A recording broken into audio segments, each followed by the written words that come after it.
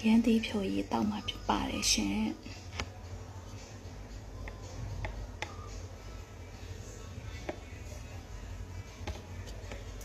လုံးမဲ့တော့ကြပါအောင်ရှင်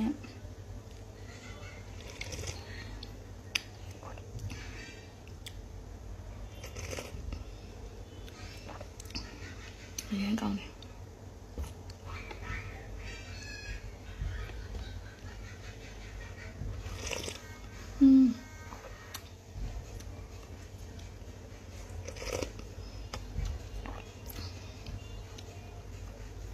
လုံးဝလန်းဆန်းသွားတာပဲတခါမှမတောက်ဘူးပေါ့နော်အခုဒီ live ပေါ်မှာညီမလေးတယောက်ဒီ blogger လေးနဲ့တူပါတယ်ဟိုကဦးဆိုပြီးတော့ပြောတဲ့တယောက်လေးပေါ့နော်အဲတယောက်ဒါသူတို့ရခိုင်မှာနေတော့သူတို့ဒီမယန်းသီးကိုဖြောတောက်ကြတယ်ဆိုပြီးတော့တင်ထားတာလေးကိုတွေ့လိုက်တယ်အဲဒါကြောင့်မို့လို့ဖြောတောက်ကြည့်တာဒါလည်းကိုလည်းပထမအဆုံးတော်တော်ကောင်းတယ်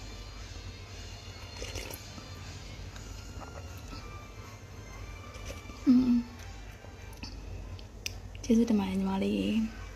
မလေးပြောလို့တခါမှမတောက်ဘူးတဲ့ဒီမယန်းစီဖြိုလေးကိုတောက်ကြည့်တာအရင်မဲ့တောက်လို့ကောင်းပါတယ်ရှင်ကောင်းတာလေးမျှဝေပေးလို့ကျေးဇူးပါညီမလေးကောင်းလိုက်တာ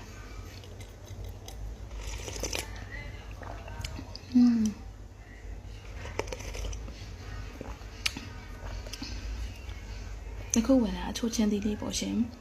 ချိုးချင်းသေးလေးကိုမှလေးသူတခြားရင်စားရင်ထည့်လိုက်တာမိုက်တယ်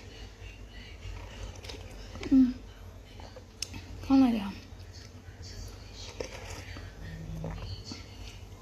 အရင် fresh ပြောပါပဲလမ်းစင်တော့တာပဲရှင်လမ်းကောင်း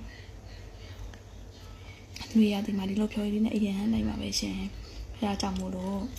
ဟိုဒီမယန်းသီးဖြောရည်လေးကိုလေမတောက်ဘူးစေဘူးဆိုလဲရှိရင်စမ်းပြီးတော့တောက်ကြည့်ပါရှင်အရင်ကောင်း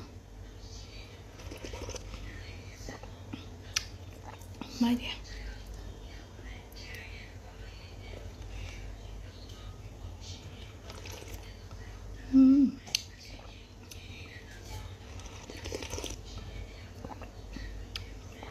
ချိုးချင်းလေးကောင်းလိုက်တာရှင်